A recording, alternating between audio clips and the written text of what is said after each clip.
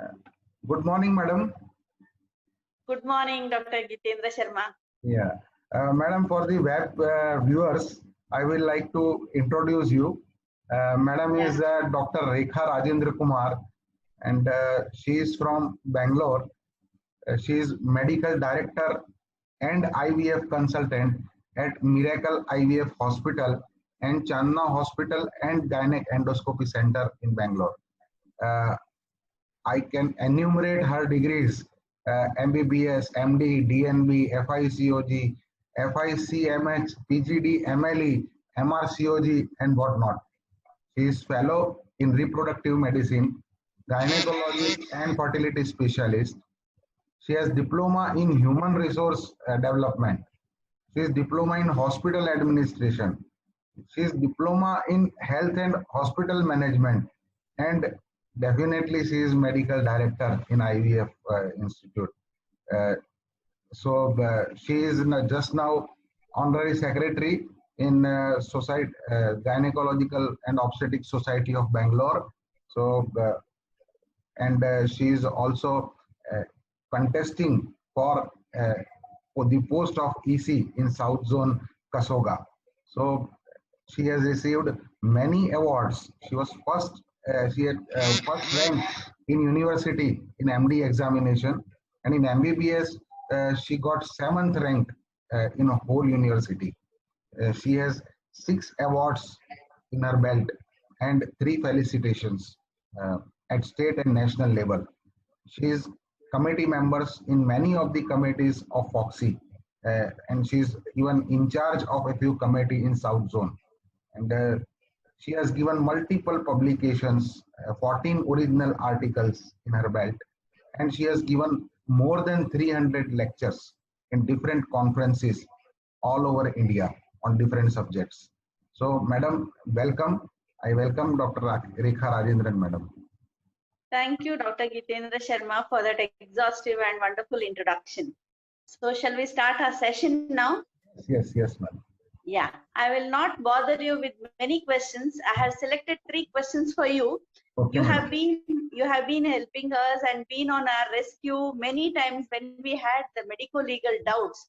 Some Yes, patients, some cases we get doubts. So those cases I have called you many times and taken your help regarding this ART issues.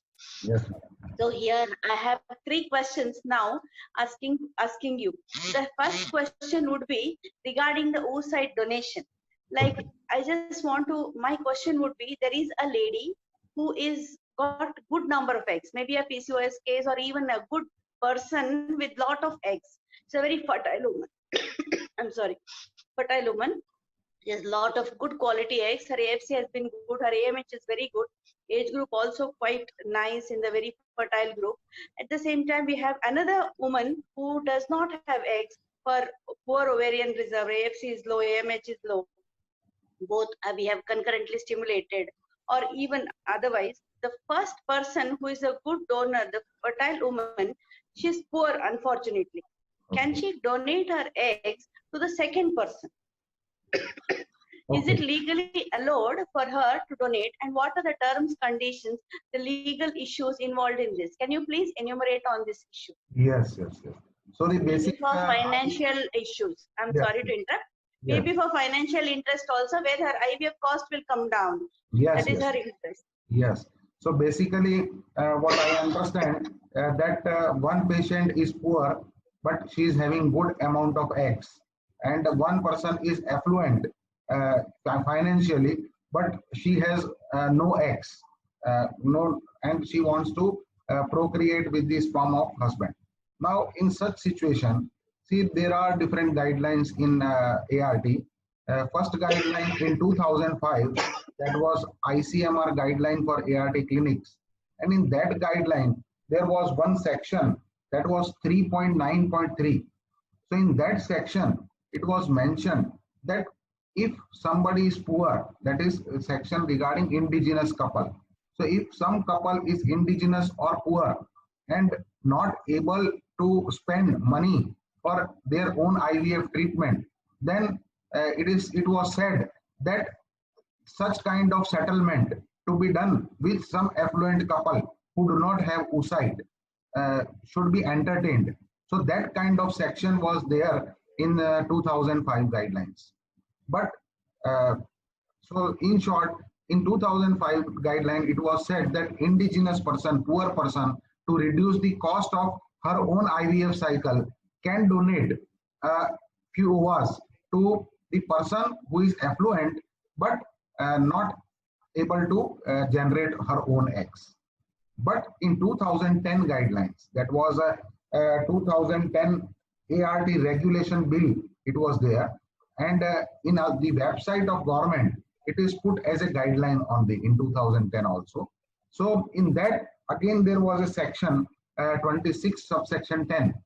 Now in that section, it was clearly mentioned that suppose somebody has given eggs for her own treatment, and if few OVAs are left, then either you have to freeze that OVA for her own use, or you can perish it, or you can send it to for research purpose, but you cannot give it to anybody. So now you can't sell it, you mean? Yes, yes. So that section is now removed in 2010 guidelines. Okay, fine. That is good. Yeah, I understood that clearly. Yes. Yeah. Now I have a second question for you.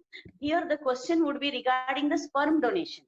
Yes, this is not a regular sperm donation, what I'm talking about, the regular sperm banks or the donors. Here the question is bit unfortunate situation. In the sense, woman wants to get pregnant, but the husband is on deathbed, he's unconscious, he's on ventilator, had some head injury or something like that.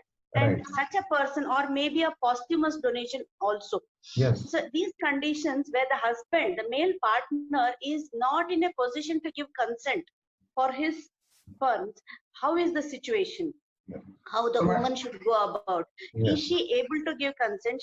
Is she the sole responsible person to give consent in this case? How can you elaborate on this issue? Yes, Madam, in 2005 and 2010 guidelines, in both the guidelines, there was in 2005, there was section 3.5.11, and which said that collection of gamete from a dying person, okay, will only be permitted with the widow's wishes. Okay. So if widow wishes to have a child with those sperms, then that will be allowed with the signature of the widow or woman in case of posthumous collection. And second thing, whenever person is on dying bed, on ventilator, not in position to give consent, so in that case also, with the consent of woman, if that sperms are to be used by that woman only, that widow or to be widow, then with the consent of her only, the sperm collection can be done. And the same thing is mentioned in 2010 guideline under section 23 subsection 6. The same thing is reiterated that it can be done. Although it can create many legal problems in future, because in Act itself it is said that no ART technique should be done without signature of spouse. But here they have allowed in both their guidelines, and that is the issue of debate. We can debate on this issue. They are married and he is not able to give consent, so ultimately she's the only person who is left. Yes, so yes. That way it is legally allowed, I understand. Yes, yes. Okay, that was fine. Now coming to my third and the last question, this is regarding embryo donation. See, I have a couple where the woman is PCOS and she has given me lots of eggs, and thereby I have made lots of embryos and I have frozen in my cryocans.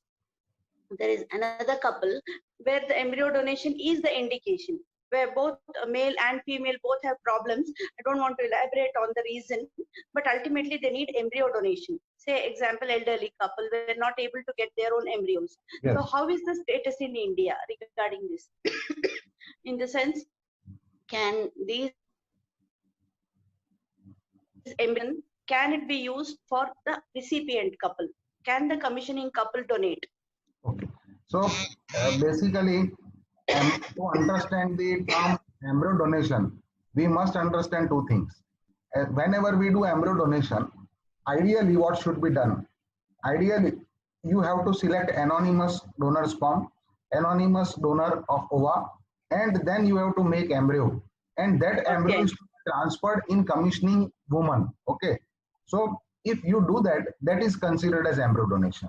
Now, what Right. you are telling, that some surplus embryo of some couple which is Yeah. lying in your bank, they have Yes. frozen, and if they are excess after their treatment, suppose somebody has become pregnant and some embryos Yes. are lying in your ART And bank, they don't want those and embryos. yeah, and It's they been want happening to in many of the donate ART it, centers here. donate it to somebody. So Yes. in 2005 guideline, madam, there was Yes. a form that was in section 4.4 that was for freezing for embryo, and in that form it was written that if couple does or husband dies, then what should be done to the embryo, and if wife dies, then what should be done to the embryos. That kind of consent we are supposed to take, declaration to be taken, and there were four options given. First, that they can allow it to perish. Second, they can send it for research purpose. Third, in case of death of husband, the husband may say that give it to my wife. And fourth option was there that you can donate my embryos. Okay, so there were four options in that 4.4 number form in 2005 guideline. But the same forms were revised in 2010 ART rules. And in that particular, there was form G that was for freezing of embryo. And in that particular form, there were previously four options, but fourth option of donating the embryo is removed now. So now there are only Okay. three options. Now it is said that either you can allow it to perish or give it to my wife or give it for research purpose. Now the fourth option which was there, that you can donate my embryo, that is removed from 2010 guideline. So Okay. the excess embryo which you have frozen in one of your clinic or ART clinic or in embryo bank, that you cannot donate to anybody else. So you mean to say it has to be from a random couple, in the sense Yes, random partner, separate yes, contributions, and then make your own embryos in the lab, and the yes. only are allowed to So, use. the reason behind this is that if you use embryo of somebody, some couple, which is lying in your hospital, ART clinic, then you are going to replicate the same genetic material. Okay, Great, and that is, great. you will be creating brothers and sisters in the society. So that is I not know. justified. So that's why, Multiplication of the genetic material. yes, yes. I So agree. Yeah, I agree. Yeah, thank you. You have answered and cleared all my doubts regarding these three questions. I hope to communicate and continue such question answer sessions with you in future also, for my own benefit, in the sense I can get a lot of questions and doubts cleared. You are really so clear, not only about the ART rules, even about the latest ART rules. The modifications, the point number 4 is removed, only 3 options are allowed. So many points you are making it so clear. You are abreast with the new ART rules.